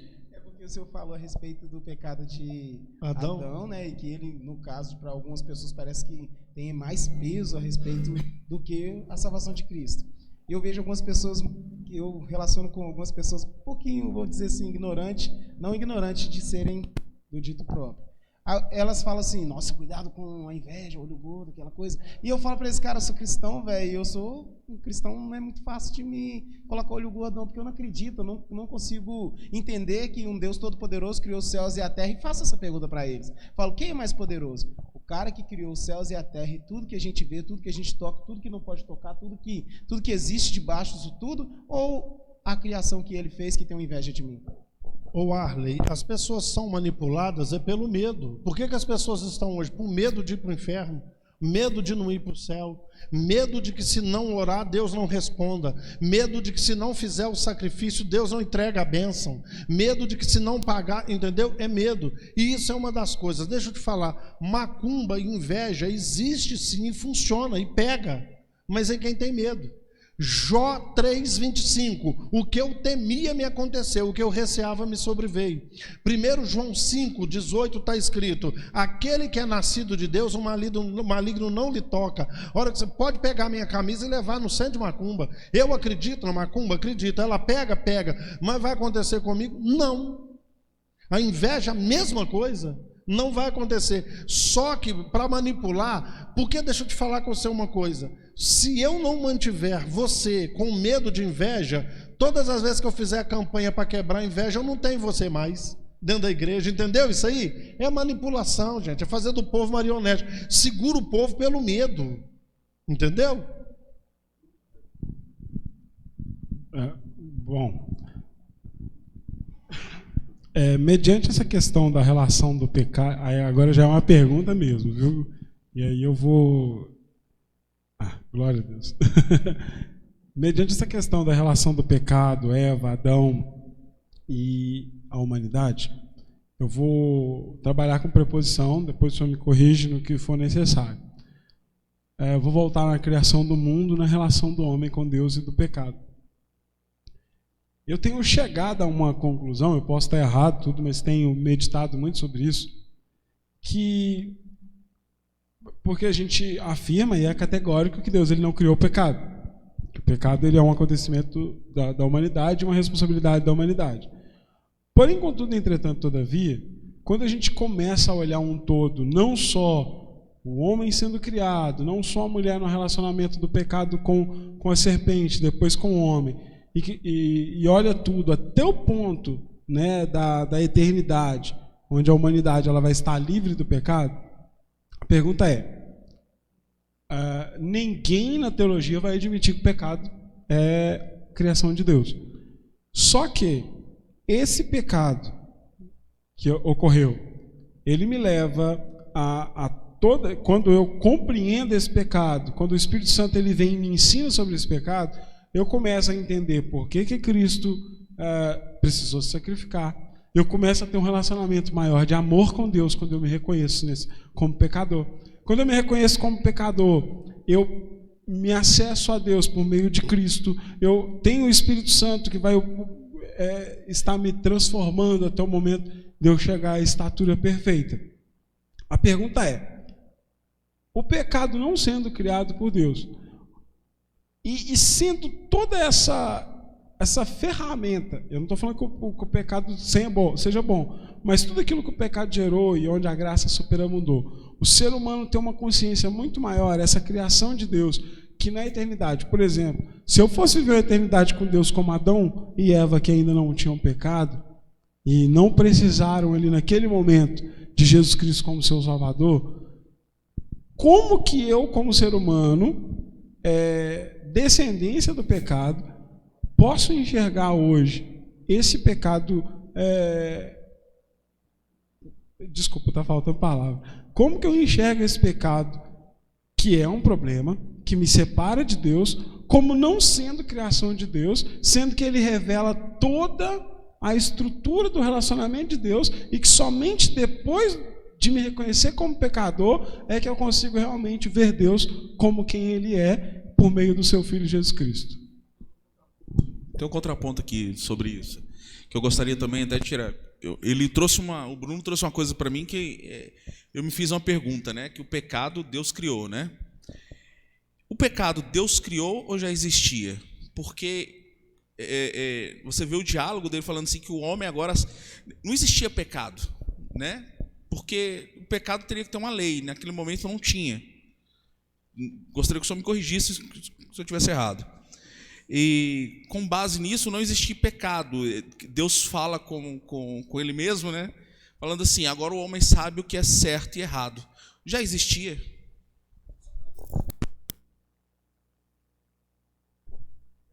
É porque dentro do que o Arthur está falando, se o pecado existir ou não, aí só para dar um completar, deixar o pecado existir, sendo soberano, onisciente em todas essas coisas, não é também permitir, não é também criar? Porque é essa pergunta, sabe? Isso que ele falou, vou só complementar, porque a gente falou de programação e vai aquela coisa toda. Se eu sei que vai acontecer e permita acontecer, eu também não sou criador, eu sei que Deus ele é acima disso, mas eu estou falando nesse ponto como um raciocínio humano. Deixa eu explicar para vocês uma coisa. Eu sempre digo que uma das melhores maneiras de se entender melhor o Evangelho é entender a física quântica. Uma coisa que nós precisamos entender agora, Arthur e Bruno, Deus, vamos supor que houvesse uma limitação, 300 bilhões de anos, é o limite, esse é o limite, para Deus e para qualquer um. Agora, Deus aqui no presente, ele enxerga 300 bilhões de anos atrás e 300 bilhões de anos lá na frente como se fosse agora. Ser onisciente, saber o que vai acontecer, não quer dizer que ele criou. Então, por exemplo, você tem um filho, quebrou um copo de vidro e tem um copo ali. Aí você fala assim com o seu filho, eu vou ali buscar uma vassoura e uma pá. Não passa ali que você vai cortar o pé. Ele passou e cortou o pé. Você não sabia que se ele passasse ele ia cortar o pé? Foi você que criou? O saber. Mas é porque o passado, o presente e o futuro para Deus é agora. Isso, o problema é para a gente. Para ele não é. Entendeu isso, Arthur? Para ele não tem problema, passado, presente e futuro. É agora. Ele vê 300 bilhões de anos lá na frente como se tivesse Pastor, peraí, eu vou agora. colocar minha cara aqui pro povo. Eu ver a minha cara de assustado. Pode continuar, pastor. Entendeu o que eu estou te falando? O Nilson, aquela trempe do fogão está quente. Se você colocar a mão ali, você vai queimar a sua mão e sair para lá. Você colocou, eu já não sabia que se você colocasse a mão ali, foi eu que peguei a sua mão e coloquei lá, entendeu o que eu estou falando para você? Nesse ponto, o senhor, quando o senhor vira e fala assim, ó, Nilson, se você for lá e colocar, o senhor não tem consciência, certeza, se o Nilson vai lá e vai colocar a mão. Deus, na sua consciência, em determinado momento, já eternamente, ou seja, ontem, hoje e amanhã, Deus já sabia que Eva iria ser tentada pela serpente e que Eva faria a escolha pelo pecado.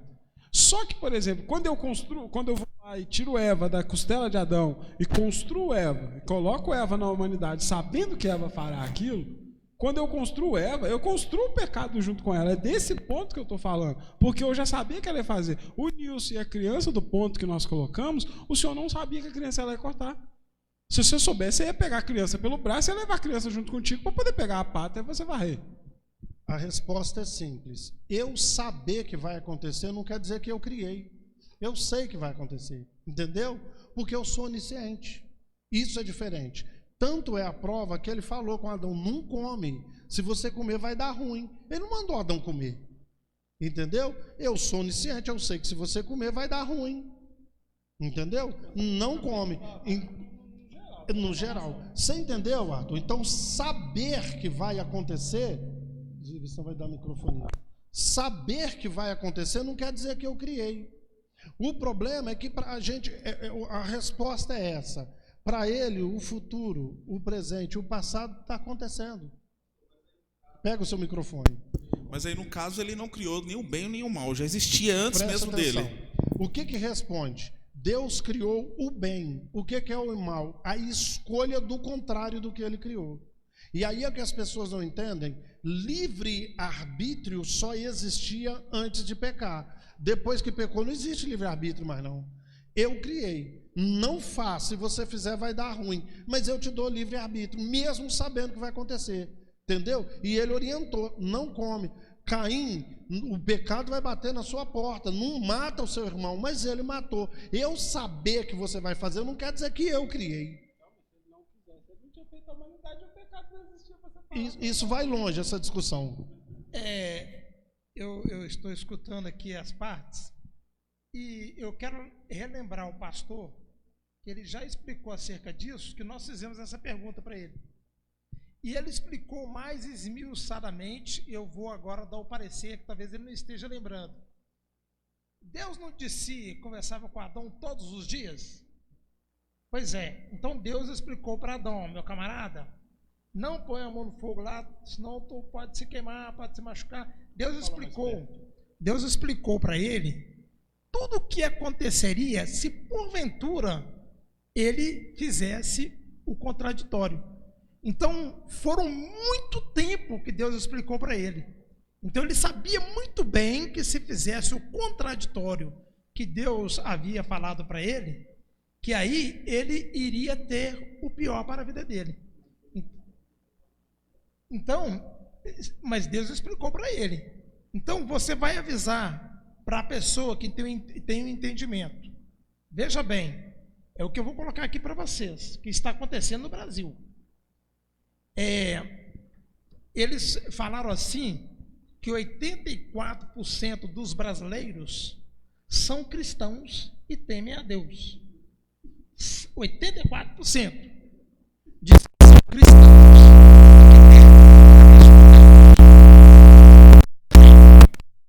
têm algum compromisso com Deus. Eu quero fazer o que é justo, o que é correto. Beleza? Não é isso? Eu sou de Deus, então eu vou fazer o que é justo, o que é correto. Só que eu tenho a possibilidade aqui de descobrir uma coisa. Aqui na cidade que eu moro, tem drogas e tem drogados. Tem pessoas que morrem por causa de drogas. Então, eu trabalho, oro em prol para que eles sejam libertos, eles sejam curados. Eu trabalho, eu oro, eu vou lá, ajudo para tirar os viciados em drogas das drogas, certo? Então, naquela cidade, naquele município, nós iríamos escolher uma pessoa que vai ser o prefeito ali daquela cidade. Então, tem dois que irão concorrer para serem prefeitos. Um vira e fala assim, se eu ganhar como prefeito desse local, eu vou liberar todas as drogas. O outro fala assim, não, se eu ganhar, eu não vou aceitar as drogas, porque a droga destrói os seres humanos, arrebenta com as famílias. Então eu que oro, que trabalho com os viciados de drogas, e sei que as drogas são terríveis, então eu sou uma pessoa de Deus, o que eu vou fazer? Eu vou votar naquela pessoa que vai defender contra as drogas. Ele não quer as drogas. Então, eu tenho a possibilidade de votar nele e ele retirar as drogas, não querer as drogas. Então, quer dizer, está dentro da minha possibilidade de fazer o que é certo? Está dentro da possibilidade. Aí, eu sei que as drogas fazem mal, mas eu pego e viro e falo assim, não, eu não estou nem aí para isso, eu não quero saber. Eu vou votar no camarada que vai escolher a droga. Mas você não é uma pessoa de Deus? Você não falou que é de Deus? Então, se você sabe que aquilo está errado, Deus já te falou que aquilo ali está errado. Se você fizer isso aqui, meu filho, vai acontecer isso. Deus explicou para Adão que se ele cometesse o erro, que ele teria tais consequências negativas. Hã? Sim, mas ele já sabia que era errado. Que se ele cometesse aquele erro, que ele teria tais consequências e destruição. Então quer dizer que ele foi lá e fez o errado porque ele quis? Sim, o Adão foi lá e fez errado porque ele quis e sabendo das consequências. É o mesmo erro que o povo brasileiro hoje comete. Por quê? Não sabe, nós não sabemos que tem a coisa errada e tem a coisa certa a se fazer? Sabemos. Então, qual é a maneira correta? De sermos justos e fazermos o correto. Mas só que muitos não se importam com isso. Mesmo sabendo que vai fazer o errado, mesmo sendo da igreja, mesmo sabendo o que é certo e o que é errado, a pessoa vai lá e faz o errado só para ver o que vai acontecer. Aí eu falei para uma pessoa, se você sabe que está errado e você vai fazer, então depois você vai orar a Deus para quê? Por que você vai orar a Deus? Se você não sabia que estava errado? Então. Aí, dentro do que ele falou, eu já até respondi isso para você e para o Arthur também. Vou falar de novo. Presta atenção, gente. Dentro da teologia existe algo que é chamado antinômio. O que é antinômio? são verdades que se opõem. Não é uma mentira que se opõe a uma verdade. As duas coisas são verdades e elas se opõem. Existem absurdos, mas a gente crê nos absurdos. Quando chega um antinômio, a gente tem dificuldade. Como que uma virgem engravidou e deu à luz um filho? Como é que um cara estende a mão e abre o mar vermelho? Como é que o outro, sabe, joga um prato de sal na água salgada e ela fica doce? Como assim? São absurdos que você crê. Agora preste atenção, nós vamos encontrar na Bíblia a vontade diretiva de Deus. Deus decretou, direcionou e é assim que vai acontecer. Você vai achar um monte de texto na Bíblia falando da vontade diretiva.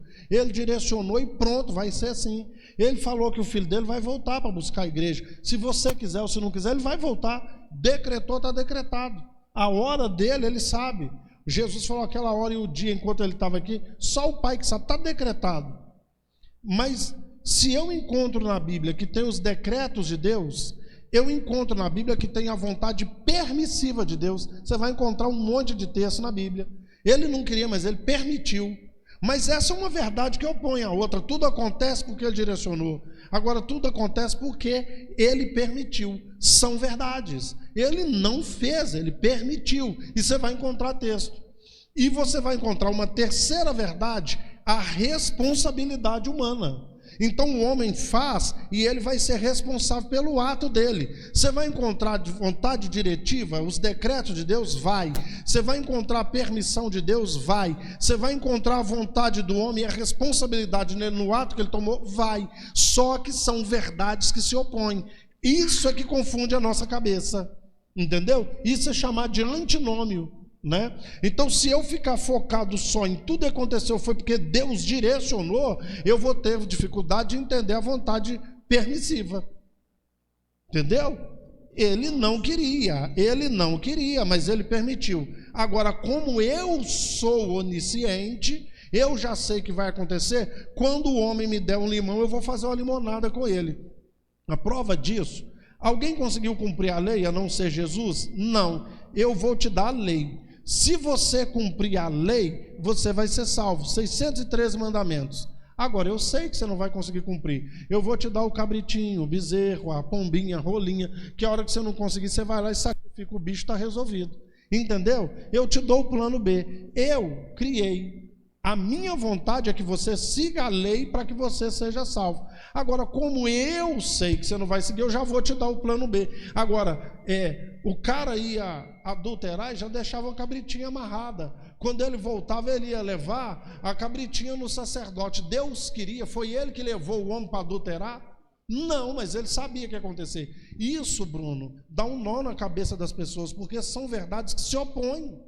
É só isso que a gente precisa de entender. Deus decretou, e direcionou. Ponto, uma verdade. Está assim de texto. Algumas coisas ele permitiu, é o que ele queria?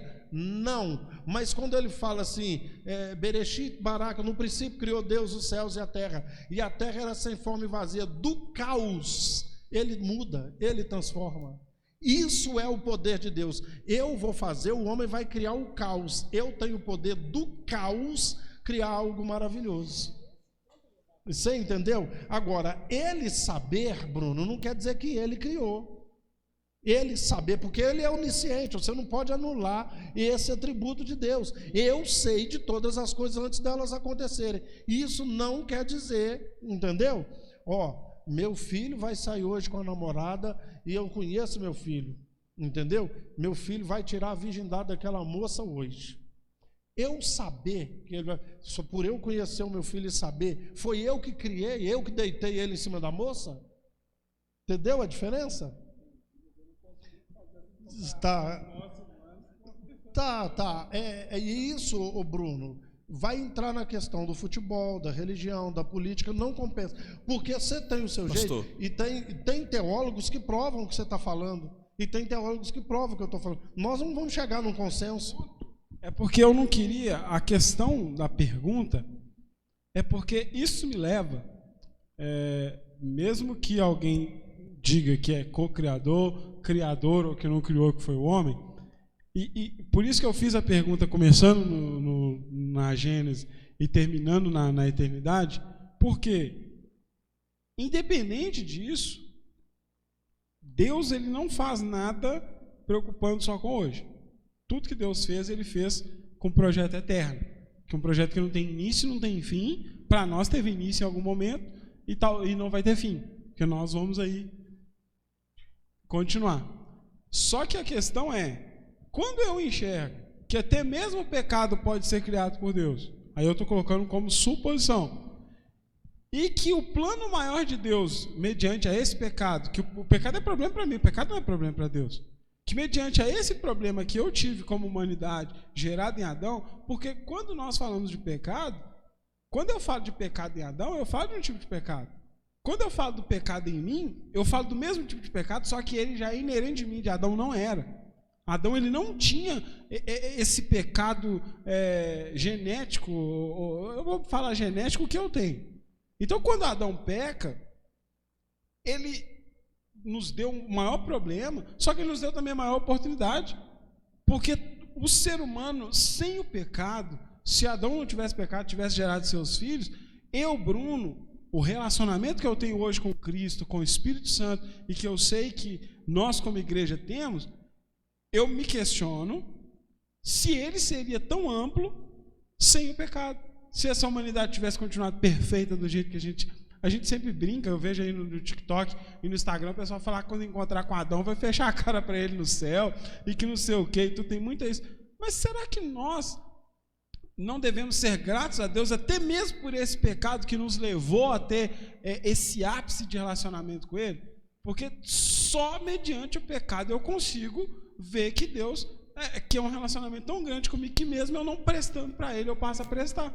Onde abundou o pecado, superabundou a graça. Só que não é um pecado que eu cometo somente, é um pecado que é histórico, porque muitas vezes a gente fala do pecado superabundou, é porque o cara fumou, usou droga, matou e que não sei o que e tudo, e esse cara que a graça superabunda nele. Não é na humanidade. É igual, salvação individual. Eu, Bruno, eu não acredito que a salvação seja individual.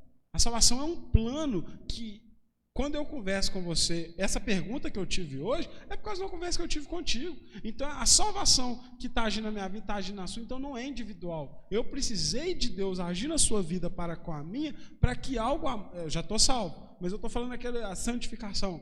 Isso não é individual, isso é um coletivo.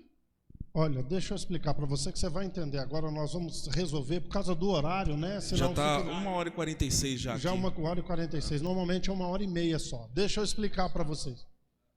Olha aqui, deixa eu explicar para vocês. Você vai entender, se Deus criou o pecado, aí é a vontade diretiva dele. E eu não discordo de você. Por que ele criou? Porque ele tinha um propósito elevado lá na frente. Agora, se ele não criou, ele permitiu. Por quê? Porque ele tem propósito elevado. Você entendeu? São verdades que você encontra. Entendeu? São verdades. Olha aqui, Arthur, deixa eu explicar. Eu vou falar para vocês uma experiência, de repente a gente marca outra sabatina dessa aqui. Mas olha aqui, quando o Gleison, meu filho, estava com mais ou menos um ano de idade, todas as vezes que eu ia passar roupa, ou a mãe dele ia passar roupa, aí você bota o ferro para esfriar, e depois guardar. Ele ia correndo para pegar o ferro. Aí eu tinha que sair correndo, eu e minha esposa, e pegar o menino. E muitas vezes a gente esquecia. Aí um gritava assim, você olhou o ferro? Ai meu Jesus, saía correndo. Quando estava lá, a gente pegava ele com a mãozinha assim, poucos centímetros do ferro. Eu falei assim, olha, não tem outra maneira. Olha eu criando o pecado, Deus criando o pecado. Por quê? Por causa do amor. Sabe o que eu fiz? Eu falei assim com a minha esposa, uma hora eu vou deixar o ferro esfriar, entendeu? Ele vai ficar numa temperatura que dá para assustar bastante ele, mas que não dê para machucar.